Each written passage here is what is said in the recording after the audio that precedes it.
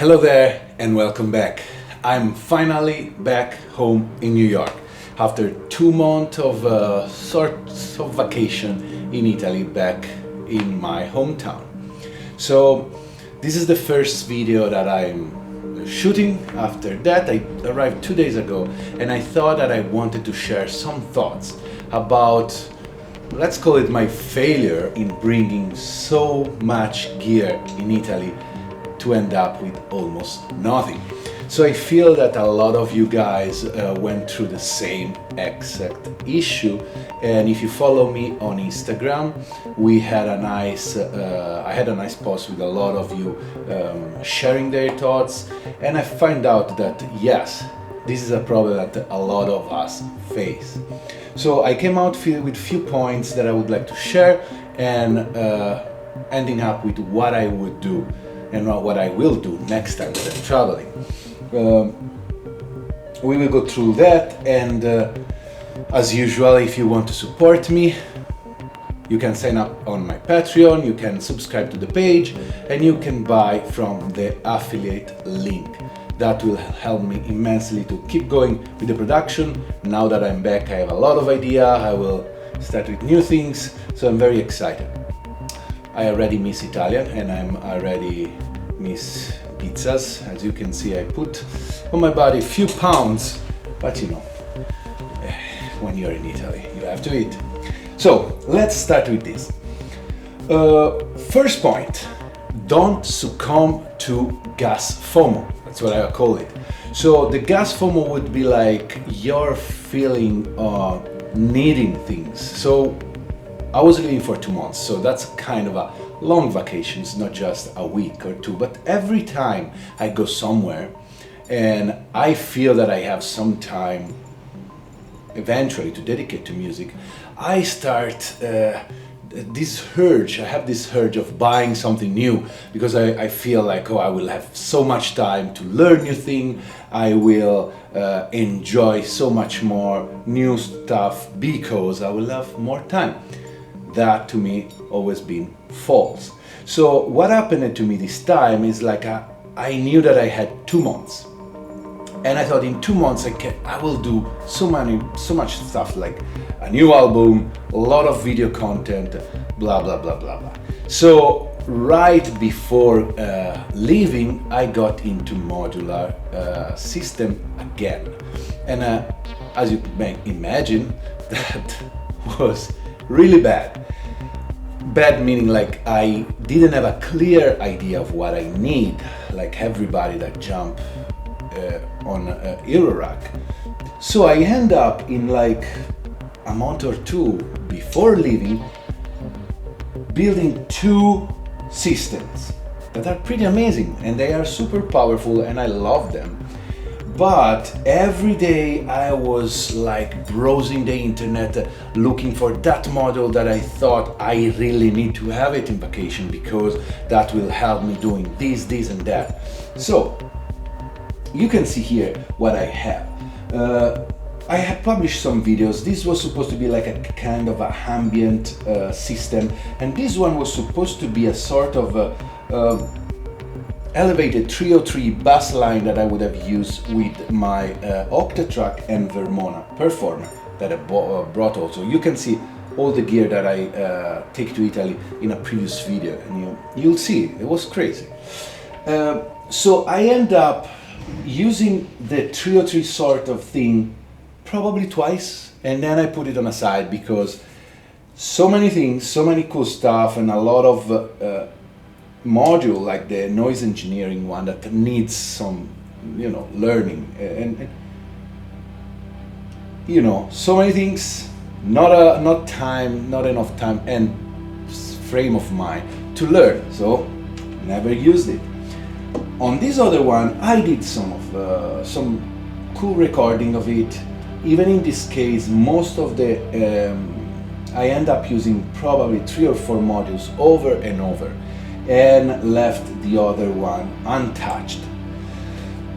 So this was my FOMO, like my GAS FOMO was mostly related to Eurorack, because luckily on the other side, like I brought my Vermona Octatrack and my effects, some here, And I already own those, so that was the part of the gear that I know how to use, that I use all the time, so I was very comfortable with that. But even in that case, I use it very, very, very little. I learned from this experience that I need to curb my enthusiasm. I need to curb all of my feeling and urge to have stuff, because in the end I will spend a lot of money, and let's say I'm lucky enough to can afford all of this stuff, because otherwise it would have been just tossing away money, not knowing what to do, and then end up coming back here with like this sense of what am I gonna do with all of this module right now, instead of, you know, learning one by one, enjoying and build your system step by step. So first things I learned: curb yourself, just go away with what you already have, and don't succumb to the gas FOMO. Point number 2, just bring less and then bring even less. So funnily enough, when I put everything that I was bringing on my table, I thought, oh, this is not bad. It feels like it's not a lot of gear. It will allow me to have a basically full studio in Italy. But if I see now what I brought there, I'm like blown away. It's like, why in the hell you have so many things? So the idea here, it's like I would do again the same procedure that I did. So put everything on your table, play along a few weeks with that and see if that is something you are comfortable with, and then force yourself to bring even less. I feel we have this sense of we need to be in a comfortable situation where if you know you need your delay, okay, I need a very cool delay. If I need a reverb, I need a very cool reverb, when I know that this guy can do both, even so I could have just economized and bring just one of these. And then I said, oh, I really like the shallow water, even if it does, you know, a very specific thing that you can definitely survive a little without, or maybe I could have used it in mixing later. But I said, well, I'm gonna take it, and then, okay, I'm gonna take my microcosm that do reverb and delay too, because it had something. So in the end, I had so many duplicates of these. And the fun thing is, like my Octatrack, I love the effects on the Octatrack, and I could have done everything with just the Octatrack. And of course it could have been like sketches. I could have recorded a lot of sketches, and then after that I could have mixed down and used here all the effects I have. But somehow in my mind was like, no, I need it. So that happened with the Modular 2, of course, because I have the day before leaving I said, oh, I need another granular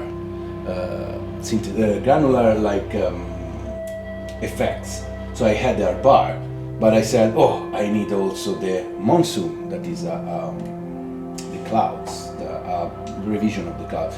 And then I didn't even use it. I just plug it in, said, oh, this is too complex, I don't have enough time. And that's it. So another time, try to focus on the few instruments that really are your staple. In my case, that would be the Vermona Performer and the Octatrack. I will go on the another point about that, but you have to realize what really resonates with you and what are you comfortable with. And I feel during a vacation or when you are away, you can focus on that. And we'll see some other idea later on. So again, bring less and then bring even less. That I'm gonna touch with here. So another point, the third point is like, be easy on yourself. A vacation should be a vacation. So a lot of us, even people that doesn't really work in music, so it's their hobby. For me, music and content creation became my job, my day-to-day life. So I'm always, trying to think new ideas. What can I do? How can I improve my channels, my content, and also what kind of music? How can I step up with my music? So it's easy to go in vacation and even there, instead of just cut it out and like relax and recharge and like start recharging your battery, so when you come back to your studio you have new ideas, new enthusiasm. It's easy to fall into this idea that you always have to be productive. That is one of the harshest things you can do to yourself, and one thing that since I am a kid, since I'm a creative mind, always killed me somehow. So the thing is this, I knew that I was going for 2 months. 2 months is a long time. I take 2 months out because I couldn't go in Italy for COVID last year. I wanted to stay with my parents. I want to enjoy being with my wife, being with my brother and sister and his niece and nephew. So once I got there, actually life take over, and I was being social and I was enjoying my time in nature, on the sea, eating, and music somehow slide on the side. This made me feel very, very weird because every day I felt I need to do something. I came here with a goal. I came here with a lot of stuff. I spent so much money shipping things, and I really need to produce. I really need to do content. With that pressure, everything I was doing was bad.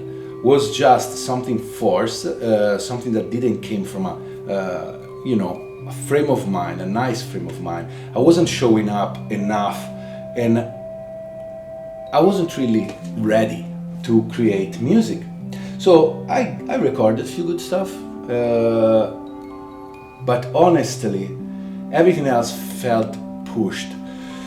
And that, of course, create a lot of harshness. And I was, a few days I was like complaining continuously with my wife, saying, well, where am I going with this? I'm just a failure. I'm lucky enough to have all of this gear, all of these things, all of my followers, all of my channel, everything was doing good when I was in New York. Now I'm here and everything is not working. I will lose everything that I made. I think that it's very easy to fall in that kind of mentality and that kind of self-pittiness, I don't know the word, and it's very dangerous because the more you start thinking like that, the more you will feel that really you are a failure. And for a few weeks there, I was like almost ready to say, I'm gonna give up. This is not going anywhere. I'm just a joke, and blah, blah, blah. All of that imposter syndrome that a lot of us face. Talking with a lot of other artists and friends online, I realized that 99% of the people go through that phases, especially when they are trying to take some time for themselves, for their mental health, or relaxing and really stop with what I think that is a job for me and just enjoy your time. I was like realizing that I wasn't enjoying, I wasn't giving enough time and presence to my wife and all my family. And at a certain moment I realized that a vacation, or the time you decide is a vacation, it's sacred and you should just be easy on yourself. Take what it comes. If one day you feel inspired, it's great to have some tool to play with and to create with. But other than that, it's fine and it's okay to lay on a beach for an entire day reading books. I read like 15 books these 2 months. Never happened to me, and it was amazing. And I enjoyed it. I learned how to enjoy it. So learn how to enjoy your downtime. It's gonna be recharging, and then you come back and you have a lot of good vibes and you want to do new stuff and you have new ideas. So it's a process, and I feel I'm getting better at it, but be easy on yourself, take your time off, and it will definitely repay back. Point number 4, limitation. Limitation are your best friend. I always said that. I think my entire thing here in my channels, in my content, in my music is like, use the least possible and limit yourself and find a way to express yourself with little things. So the less you have, I always feel that the best music or content you do. It's hard, of course, to impose a limitation on yourself when you have the allowance to bring whatever you want. If you have a big studio with a lot of instruments, you might say, why I have to limit myself? I can bring those things wherever I want, or I can use whatever I want. Isn't it better to have the possibility to use things, to mix and match more things and have more possibility, right? I think that is extremely false, because I had so many things, including, modular system. A modular system like this too offers you so many possibilities. There's so many things you can do. And I ended up always turning up things, do some patching or do some, sequences, and then feeling this, I don't know how to even express, but like, I need to do more, I need to create more, I need to find more things and like do more complex things. This is not enough, this is just basic, this is just banal. And I end up with what? With doing nothing and just keep feeding this bad fire inside myself, saying you are worthless, you don't know what to do, all of these things is worthless in your hand. I had some instrument like the OP1, I didn't even turn it on once. All of these effects, I used only the microcosm, and I'll tell you how, but all of these, I never even turned them on. And not because they're not amazing effects, it's just like, I didn't need it. So, on the limitation things, I had the chance to play a live show that wasn't planned. So somebody called me to a nice event in a vineyard in the Tuscany. It was amazing. And they didn't have a big space or a big PA. So I said to myself, for the first live show in Italy, I'm gonna do as simple as I can. And I went with just the Octatrack, the Vermona Performer, and the microcosm. That's it. It's even less than I use here when I do my live show, that I have some other controllers and effects, and I decided I'm gonna build something with just these 3 things, and it was amazing. I just put some drum on the drum sample on the Octatrack, and then my Vermona is my favorite instrument, so I was just playing with it, and I didn't even use a keyboard this time. Usually I have a keyboard to set up notes and stuff, but I use all the finicky way that you put notes with the Octatrack. And the microcosm allowed me to have some interesting ambient effects. Maybe I'll show the setup for my Patreon friends, so you can see how with that setup you can do everything you want. And I had a lot of fun. It was one of the time that I step out my comfort zone, I limit myself, and in front of people. So it was a live show, and I decided, let's take some risk. It was so fun and so damn rewarding. So yeah, limit yourself and you'll be happy. You'll literally I found new way to use the Octatrack, and now, I think I know enough about that, but I found new way of using it, a new system to use the effects and make it more complex and complex sounding actually, but very easy to use. And yeah, I was blown away and I was happy. So one idea would be to focus on things that you already know, but find new way to use them, right? So that's another interesting point. It's just like, go easy, limit yourself, and try to use your instrument in ways that you didn't think were possible. So for example, I started using the Vermona, and instead of playing with a keyboard, I actually dial in the notes with the tune, and that creates very interesting soundscape that I could then monitor with my headphone and then turn the volume up and create these fades and ambient situation that were very, very, very cool. So I could keep talking for hours, but let's get to the final point, and it would be what I would do differently. Somehow I already said it. So next time I will go with just my fly case, I forgot the name of it, but you know, the big box where I can place the Vermona, the Octatrack, and I would choose one effect. Maybe it's gonna be microcosm, maybe it's gonna be, who knows. It all depends on what I really want to do. And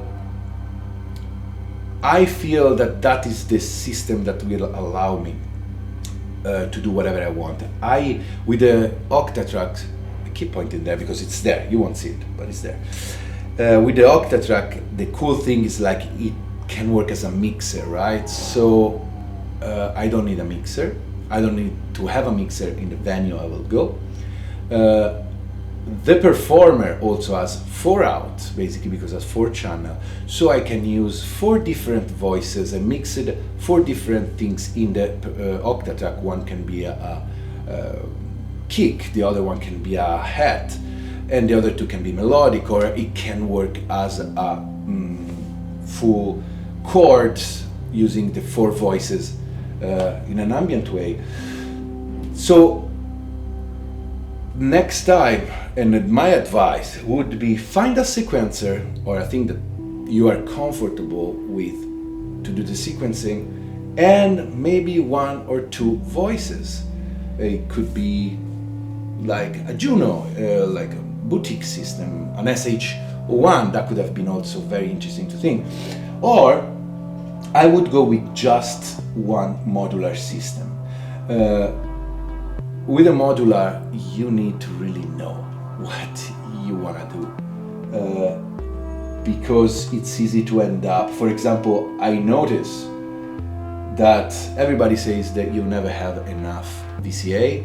That's exactly true. I only had 1 VCA here, and I didn't have any attenuverter. That basically means that all the LFO, all the modulation, I didn't have a way to attenuate those things, and it's so important. I realize it's so important, but these are small things that you understand only when you use something a lot. So I feel focus and bring only one instrument to work with, and next time could be the Vermona or modular system.